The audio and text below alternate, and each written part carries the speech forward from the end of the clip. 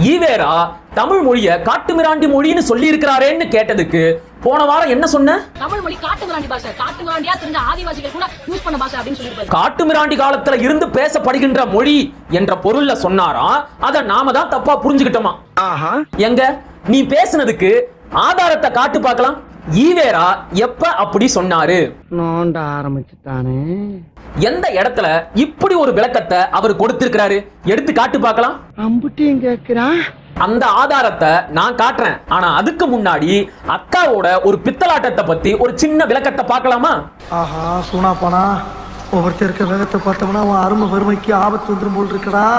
போன வாரம் தான் ஈவேரா தமிழை காட்டுமிராண்டி மொழின்னு சொல்லி இருக்கிறாரேன்னு கேட்டதுக்கு அது காட்டுமிராண்டி காலத்திலிருந்து பேசப்படுகின்ற தொன்மையான மொழி அப்படின்னு விளக்கம் கொடுத்துட்டு இப்ப தமிழ் மொழியில இருக்கிற புராண புழுகுகள், மூட நம்பிக்கை கருத்துகள், இதுக்காகத்தான் ஈவேரா தமிழை காட்டுமிராண்டி மொழின்னு சொன்னதாக அண்ணன் சீமான் கொடுத்த விளக்கத்தை போட்டு காட்டுறியே.